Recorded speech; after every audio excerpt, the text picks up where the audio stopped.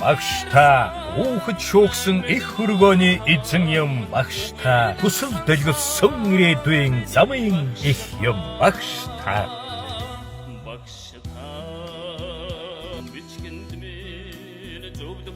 Багштай нэвтрүүлгийн ээлжид дугаарт Монгол Улсын боловсролын их сургуулийн нийгэм хүмүүнлэгийн ухааны сургуулийн монгол хэлний тэнхимийн багш доктор дэд профессор Даштамбын Эрдэнэсан оролцлоо.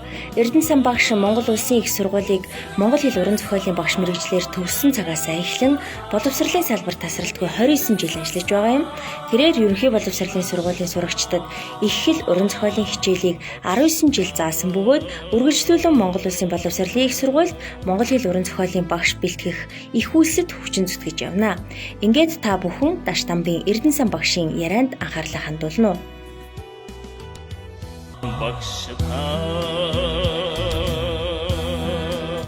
Сайн бацхан үзэгчдээ багштай нэвтрүүлгийн ээлжид дугаар та бүхэнд хүрэхэд бэлэн болоод байна. За өнөөдрийн маань зочноор Монгол Улсын боловсролын их сургуулийн нийгэм хүмүүнлэгийн ухааны сургуулийн монгол хэлний тэнхимийн багш Даштамб овогтой Эрдэнэсан оролцож байна. За танд энэ өдрийн мэндийг хүргэе. Өнөөдрийн ажил хэрхэн эхлэвэ гэдгээс ярилцлага эхлэе гэж бодож байна. За өнөөдөр яг би одоо бид нар бол одоо амарцсан байгаа л да. Аль биесээр амарцсан байгаа. Тэгээд нэг сурах хүчиг дээр бас ажиллаад байна. Тэгээд тэр сурах хүчгийнхаа ажил гээл бас компьютер дээр суугаад одоо нөгөөдгөө хянах, засах, янзлах гэл. Тэгэл ер нь бол компьютер дээр сууж юм хийх ажил чинь бидний хата усахгүй шүү дээ. Өглөөс эхлээд орой шөнө хүртэл шөнө амрах хүртэл үргэлжлэл. Ямар сурах хүч дээр ажилласан бэ? Энэ иргэний ёс зүйн боловсрал гэдэг хичээл, иргэний боловсролын хичээл чинь ер нь их ороод олон жил болж байгаа шүү дээ. Тэгээд тэрэн дээр бас дахиад одоо нэг баг зэргийн өөрчлөлт хийж байгаа юм байна л да. Тэгээд тэрэн дээр л ажиллах тач гэдэг. Эрдэнэсан багш сургалт эрдэм шинжилгээ судалгааны ажлын уялдаа холбоог хангахад өөрийн хүч бололцоогоо дайчлан ажилласаар ирсэн Эрдэмтэн багш юм а. 2015 онд Эрдэмтэн цог очрын хамт монгол хэлний эхийн хэв маяг их судлал хичээлийн үндсэн сурах бичиг бичсэн. 2016 онд эхийн онол судалгаа нэг сэдвт бүтээл, 2019 онд монгол хэлний тэнхимээс гаргасан орчин цагийн монгол хэлний сурах бичгийн зохиогчийн багийн гишүүн, ерөнхий боловсролын сургуулийн 18 сурах бичиг, багшийн номын зохиогчийн багийн гишүүн болон багийн ахлагчаар ажилласан байна. Мөн монгол хэл уран зохиолын багш оюутанд зориулсан гарын авлагыг 10 гаруй гүшиж нийтийн хүртэл болгожээ. Яагаад яг монгол хэл уран зохиолын багш болсон бэ? Энэ мэргэжлийг сонгоход ямар хүн нөлөөлөв? За би 76 онд анх Баян-Хонгорын аймгийн Байдаргийн 10 жилийн сургууль 1-р ангид элсэж орсон. За тэгээд ер нь бол тэгээд тэр үеэсээ ч гэх юм уу анхнаасаа л ер нь 1-р анги тэр үед бид нарт нэг сайхан бичгийн уралдаан гэд болдог байсан.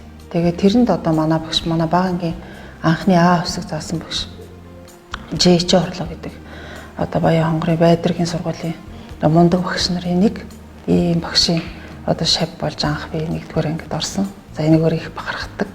Тэгээд тэр багш маань ангийнхнаага одоо тэр сайхан бичгийн уралдаанд бол манай ангийнх анги нийтээр оролдог байсан шүү дээ. Тэгээд тэрэнд их сайн оролцдог. Тэгээд тэрэнд ороход одоо анх ангиас одоо бас нэг тийм хувийн маягийн амжилт бас ордог байсан юм уу да. Тэгээд тэр 2-р ангид байхдаа билүүдээ сайхан бичгийн авраг эднэр гэл нөгөө сургуулийн хүнтэй самбар мамбартад нэр зураг хүрэг тавигдаал.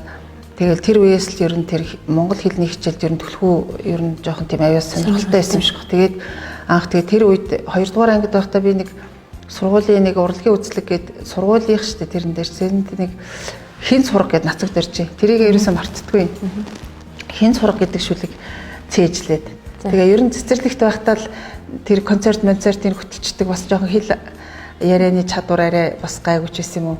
Тэгээ ер нь нэг тийм багасаал ер нь дуртай. Тэгээ тэр анхны одоо тэр багш Ч. Орлоо багшийн маань тавьж өгсөн суурь надад бол одоо энэ насан туршийн боловсролын үндсэн суурь ер нь бол тэр А хувьсаг заасан багш гэдэг бол одоо хамгийн чухал шүү дээ. Тэгээ дараа нь дунд сургуульд орж ирээд дунд ангид орж ирээд манай дунд ангийн монгол хэлний багш Амгалан гэдэг багш одоо маш мундаг хүн байсан.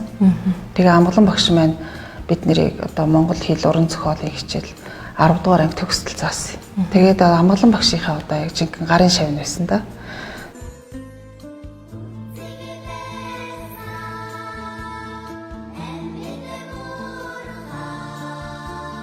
Тэгээ ямар сургуульд одоо конкурсдэх вэ гэд. Тэгээд Монгол Улсын их сургуулийн монгол хэлний ангид орно гэд би бүгэлсэн. Тэр монгол хэлний багш болно гэдэг нь хамгийн их нөлөөсөн хүн бол амгалан багш байх. 105 ангийн 160 хэдэн хүүхд төгсгөд нэг 4-5% хүүхдэл дээд сургуульд орсон байгаа байхгүй юу. Тэгэхээр чин зэрэг 160 хэдэн хүүхдээс одоо тэгэл сургуульгүй үлдсэн хүүхдүүд чинь зарим нь тэгэл маллал зэрэгтэй яваал ингээл яваад гэж шүү дээ. Тэгэл хөдөө гараад маллаа. Тэгэхээр тэр дундаас бол чи сайхан болчихсон юм байна. Тий, бүр ингээд мундаг, бүр их том боловсралтай, Монгол орноо авч явах чадвартай, хүмүүс байсан. том сэхэтнүүд болох чадвартай авьяастай хүүхдүүд бол тэр дунд байсан. Их сургуулийн монгол хэлний ангид ороод тэгээд 5 жил сураад тэгээд монгол хэл 5 жил сурч ирсэн. 5 жил муйс чинь 5 жил сурдаг байсан. Хүүхдээ гаргаад буцаж ажилдаа ороод тэгээд анх одоо ажлынхаа гарааг Заг сумын сургуулиас эхэлчихлээ.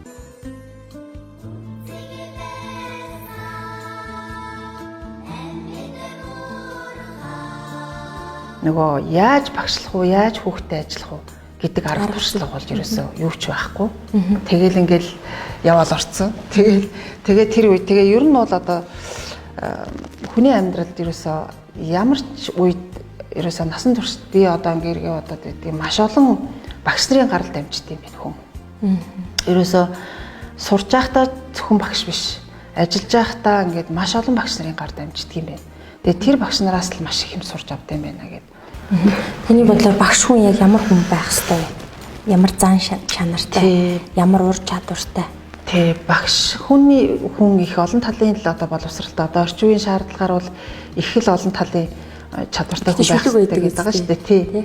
Багшийн тухай би айл нэртэй харин бичсэн байгаа шүү. Тий. Тэгээд сүрэн жавгаан багш шүлгэн дээр яж байгаа. Тэгээд тэрнээс гадна багшийн одоо хамгийн гол чанар бол тэр мэрэгжилтэй хайртай байх хэрэгтэй. Тэгээ хоёрдугаарт бол хүүхдэд хайртай байх хэрэгтэй гэдэг. Тэгээд тэр зөөлөн чанартай, тэг хатуу чанартай. Зөөлөн мөртлөө хатуу. Ер нь аль талын баримтсан багш. За би бол ер нь жоохон тэр нөгөө хайрын дотроо хална гаднаа гэдэг нэг монгол хүний юу шүү дээ тийм ээ. Зан характерын онцлог шүү дээ. Тэгэхээр зэрэг яг тэр талдаа байсан байж магадгүй. Залуу багш байх та. Тэгээ одоо ер нь нөгөө догимдын нутаг өгүүлэг дээр нөгөө нас ахаад сэтгэл зөөлрөөд ирэх хэрэглээд шүү дээ. Нулимс ойртоод гэдэг шиг нас ахаад одоо тэгээд нөгөө янз бүрийн юмыг эргцүүлэн бодоод эхлэхээр зэрэг. Тэгээ ер нь бол багш хүний хувьд бол багш нарын хувьд бол ер нь тэр зөөлөн чанар бол бас хэрэгтэй чанараа. Тэг хит хатуу бас байж болохгүй шүү дээ. Багш байхын сайхан нь юу байдаг? Хүүхдүүд тэр гэрэл гэгээтэй тэр цагаан цайлгаа цаас шиг тийм одоо тийм гэрэлтсэн дотоод сэтгэлэн гэрэлтсэн тэр хүүхдүүдтэй ажиллана нэгдүгээр. Тэгээ хоёрдугаарт бол тэгээд нөгөө хүнд юм зааж өгөөд тэгээд тэр заасан юмыг тэр хүүхдүүд ингээд нэг тийм сайхан одоо хүлээж авч тэрийг ингээд өөрийнхөө заасан юмыг тэр нөгөө хүүхдүүд сурчаад ойлгоод тэгээд миний заасан юмыг эднэр ингээд сурцсан байж тээ гэж энэ бодох, энэ харах тэр одоо мэдрэмж ч хамгийн сайхан юм шүү дээ. Тэгээ тэр мэдээж хэрэг одоо тэр гэрэл гэгээтэй хүүхдүүд одоо ч гэсэн ингээд би их сургуулийн багш болсон. Энэ оюутан чинь бас л хүүхдүүд л байгаа байхгүй. Ерөөсөө л хүүхдүүд. Би одоо эргээ бодоод байхаар зэрэг тэр 17 18 настай тэр 21 22 дэх их сургууль төгссөн тэр үе бол би яг хүүхэд л байсан баг. Тэгээ тэр хүүхэд байсан. Тэгээд ер нь бол тэгээд тэр хүүхдүүдтэй ажиллах гэдэг л одоо багшийн хамгийн сайхан юм да. Тэгээ нэг сайхан хичээл заачаал нөгөө хүүхдүүд нэг сайхан ойлгоол. Хэвээ ямар гоё юм бэ гэж хүүхдүүдийн харцнаас нэг тийм ингээл юу нөгөө хичээлэн чинь ингээл сайхан яваал ингээл тэр ангиас гараад явах чинь нэг л дотор сэтгэл нэг сайхан болол тийм мэдрэмж төрдөө шүү дээ. Ерөөсөө нэг гоё хичээл заагаал ингээл гарах тэр л хамгийн сайхан мэдрэмж шүү дээ.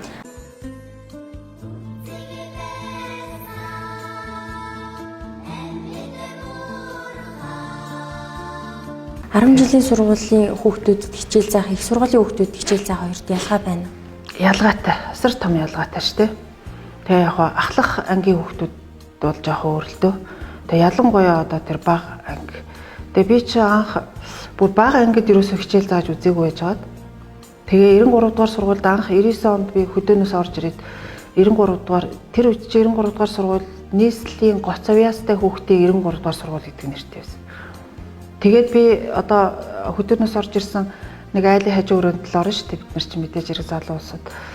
Тэгээд тэр хороололд нэг ахынхаа хажуу өрөөнд ороо. За энэ хавьд нэг сургуульд орчихсон гэд явсан чи 93 дугаар сургуульд нэг багш декреттэй таарад тэгээд тэнд нэг жил ажиллах орон тоон дээр шалгалт өгж авч байгаа. Зүгээр ч бас авчихгүй тэр чинь нөгөө гоц ястай хүүхдээ эднэр гэдгээрээ. Тэгээд тэнд ажиллахдаа анх би бага ангийн хүүхдүүдэд хичээл зааж үзсэн. Тэгээд тэр бага ангийн хүүхдүүдийн одоо юмыг хүлээж авах, юмд хандах эднэр бол маш ялгаатай шүү дээ.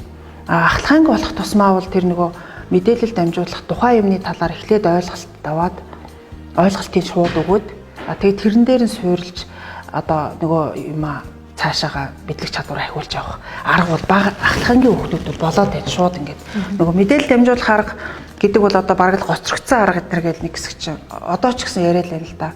Ер нь бол хүүхдийг үйлдэн хүм гэдэг бол үйлдэн сургах арга замаар явах хэрэгтэй. Хийж байж одоо прагматик сургалтын дээр суйрлах хэрэгтэй. Академик боловсролыг одоо манай Монголд багш нар хэтэрхий давмгаал заасан.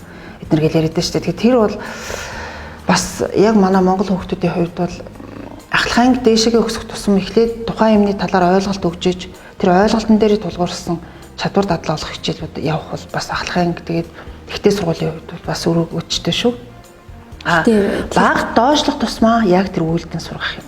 Хэтэрхий тийм том хүүхдийн оюун ухаанаас хитийдсэн тийм юм дээр тэг хүүхдэд одоо тэр мэдлэг болж чадвар болж үлдэх хэсэг нь тодорхойгүй тийм юм дээр одоо бага ангийн хүүхдүүдийг хэтэрхий одоо тэгж нөгөө чардайлгаж хит тийм хүнд нөгөө ойлголтоос нь хэтэрхий хүнд тийм юм дээр одоо цагаа авах бол бас их жоохон үр дүн муутай. Гэхдээ тэрний цаана бол Монгол хүүхдүүдийн хувьд бол онцлог байна. Би Монгол хүүхдүүд манай энэ дорны ард түмний тэр сургалтын арга зарчим чинь эхлээд хүүхдийг юмыг одоо тэр цээжлэх арга зүй гэдэг юм бол манай тэр дорны одоо тэр хил заах эднэр арга зүйдэр бол нэлээд явдаг байсан арга шүү дээ. Гэтэ одоо ч хэр байгаа шүү дээ. Дандаа дуу шүлэг цээжлэг. Дуу шүлэг цээжлүүд явдаг. Гэхдээ л одоо тэгээд хүүхдүүдийг яриулах хэрэгтэй эдэргээл одоо хүүхдүүдийг юу гэдгийг сонирхолтой арга замаар одоо сургалтыг явуулах хэрэгтэй эднэргээд нэг юм хэтэрхий тийм одоо нэг үхрийн бөөр шиг юм чинь нөгөө хүнд мэдлэг чадвар болж суухаасаа илүү нэг тийм олон юмны мэдээллийн цуглуулах шинжтэй. Тийм нөгөө сургалт гэдэг чинь бол тийм рекламны нөгөө телевизийн киноны дундуур явж байгаа реклам шиг тийм өнгө юу яасан өнгө будганд хуурцсан тийм юм бас байж болохгүй байхгүй юу? Сургалт гэдэг чинь яг яагаад хөтөлбөр гэж юм байдгийг. Сургалт гэдэг чинь яг системд дараалалтай нэг юмд нэг юмыг дадал болтол суулгаж иж тэр дадал болж суух явцдаа хүн гэдэг юм төлөвшөж гарч ирдэг. Тийм одоо юм байх хэрэгтэй. Тэгэхээр зэрэг бага анги байх тусам багаас дээшээ ахих тусам сургалтын аргууд яаж өөрчлөгдөх хэрэгтэй юм бэ гэдгийг бас бодож авах хэрэгтэй байна. Дунд сургуульд ажиллаж байгаа багш нар чинь их сайхан шүү дээ. Тэнтэс чинь бол их олон янзын мэргэжилтнүүд гардаг.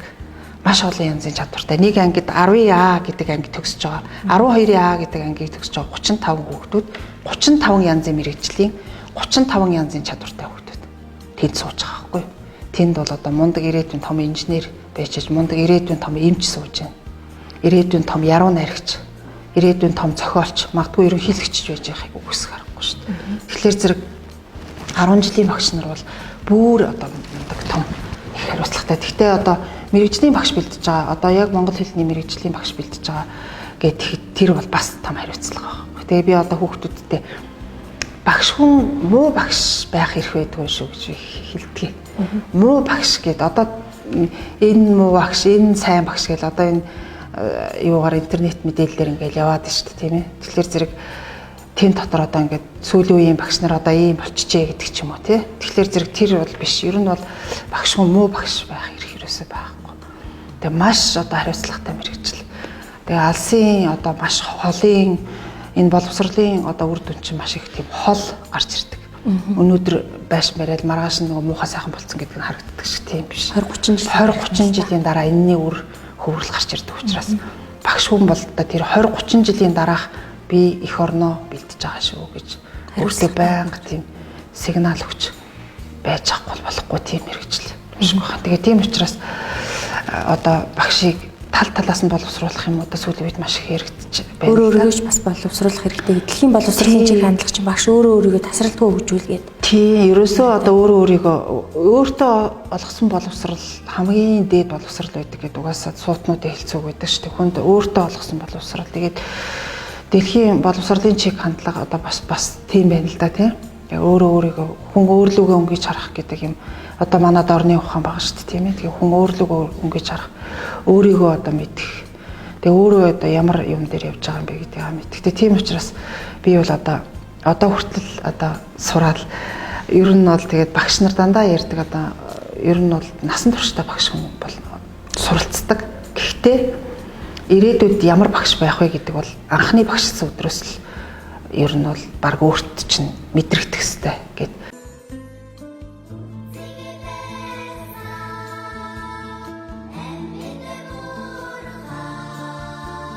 Одоо сүүлийн үед бас чанаргүй багш нар их гарч ийн. Чанаргүй ихтэй сургуулиуд, хувийн сургуулиуд маш их багш нарыг бэлтгэж гаргаж байгаагаас үүдээд нөгөө нэг хүүхэд зодсон, цогссон гэдэл сошиалор асуудал үүсгдэг багш нар айгүй их байгаад байна шүү дээ. Тэрнээсээ үүдэлтэйгээр нөгөө багшийн нэр хүнд үнэлэмж ундаг. Гэтэ нөгөө нэг үхрийн ивэр дойргол 1000 үхрийн ивэр дойргодог. Бүх багш нар тийм үг гэвэл бас үгүй байдаг тий. Энэ тал дээр бас айгүй бодлогын юм яригдах чухал баг. Та энэ тал дээр ямар байр суурьтай, ямар бодлого хэрэгжүүлэх ёстой бол яавал одоо чанартай багш нар бэлтгэж гарах боломжтой энэ тал дээр ямар бодолтой байдаг вэ? Тий, энэ дээр нэгдүгээр тэр мэрэгжил сонголт байгаа юм л да. Тэгээд тэр мэрэгжил сонголт, багшийн мэрэгжил сонголт бол онцгой одоо мэрэгжил байх хэвээр.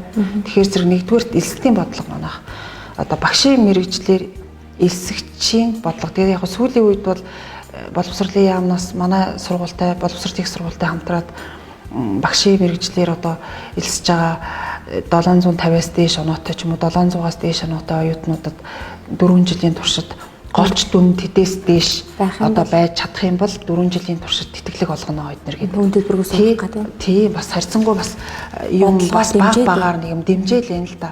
Тэгтэл яг нөгөө социализмын үед бэлдэжсэн шиг социализмын үе гэхээр зэрэг одоо нөгөө хуучнаа санагалзаад гэхөө тэр хуучны үед чинь бол багшийн мэрэгжил маш их байсан. Монгол хэлний ангид гэхэд би 91 онд төгсгöd манай Монгол Улсын их сургуулийн монгол хэлний ангиас 23 оюутан л монгол хэлний багшаар төгсөж байсан шүү дээ. Тэгээ 23 оюутан л монгол хэлний багш гэж төгсөж байсан. Гэтэл одоо 160 70 тэгээ дээр нь хувийн сургууль эднэргээл одоо яаж төгсөж байна те. Тэгэхээр зэрэг нэгдүгээр элсэлтийн бодлого одоо улс орон энэ багшийн мэрэгчлэр элсэлтийн бодлого барихгүй бол ерөөсө болохгүй болсон. Тэгээ бидний бас ярилцах цаг өндөрлөх тийш хандлаа. Тэгэхээр миний бангдгүй асуугаагүй таны бас нэг хэлгэсэн гэсэн зүйл байвал хамгийн гол юм бол манай энэ боловсролын систем энэ багшийг одоо багшийн хувьд одоо баримтлах бодлого гэдэг юм одоо бүр их сайжраасаа. Тэгээд би нэг Японы нэг сайдын тухай ярьдаг штеп. Багш нарынхаа одоо тэр цалин эдийн засгийн хувьд бол одоо эргэлт гаргасан нэг сайдыг бүр японочууд бүр дурсаж явдаг гэж байгаа байхгүй юу. Тэгэхээр тийм төрлийн түвшин гарч ирсэн нэгдүгээр.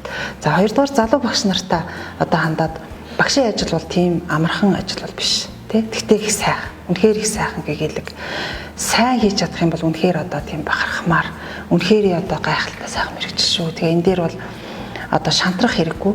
Тэгээд одоо багш хүн гэдэг бол нэгдүгээр тийм сэтгэлийн төвчээртэй, хаттай ийм байж тэр ажлын ард гардгийн шүү. Тэгээд янз бүрийн одоо жижиг сажиг бэрхшээлүүдийг одоо битгий одоо тоож одоо шантарч байгаарэ. Тэгээ одоо ялангуяа Ахмад багш нар гээл одоо дүнгэж одоо багшийн юугаар алхаал ороод ирэнгүүт энэ Ахмад багшийн багш одоо яас их цагт яас их өгөлтийн гэдэг ч юм уу. Ахмадуудаасаа маш их суралцаарай. Тэгээ миний хувьд бол насан туршид ингэж суралцаж явсан. Намайг ингээд байнга одоо ингэж миний амьдралд бол эргэлт гаргасан хүмүүсийг бол би үе үеийнхэн багш нарыг гэж одоо ингэ бодож явдаг. Тэгээ багш бол үнэхээр одоо их сайхан мэрэгжил шүү. Бахархмаар одоо их сайхан мэрэгжил. Тэрнээс бол одоо хизээж битгий одоо шантарч байгаарай. Тэгээд нэгдүгээрт бол багш хүн тийм төвчээртэй байж багшилдаг. А хоёрдугаарт бол тийм зөөлөн байж багшилдаг. Тэгээд одоо 3 дугаарт бол тийм ажилсаг байж маш их одоо тийм шургуу ажилсаг байж багшилдаг шүү гэдгийг л одоо хэлье да. За баярлалаа танд. Багштай нэвтрүүлгийн урилгыг хүлээн авч бид нартэй сайхан өөрийнхөө ажил амьдрал тэгээ алтан оноогоо дэнслэлгүйгээр сайхан өвөө хаатай ярьсан танд баярлалаа. Цаашдаа ажил үйлсэд нь өндрөөс өндөр амжилтыг хүсье. За та нарт ч гэсэн амжилт хүсье. Баярлалаа багш. За багштай нэвтрүүлгийн энэ удаагийн дугаар энэ төрөд өндөрлж байна. За энэ удаагийн дугаарт маань Монгол Улсын боловсролын их сургуулийн Монгол хэлний тэнхимийн багш доктор дэд профессор Эрдэнэ сан оролцлоо. Дараагийн нэвтрүүлгээр дахин уулзтлаа. Түр баяртай үзэгчтэй.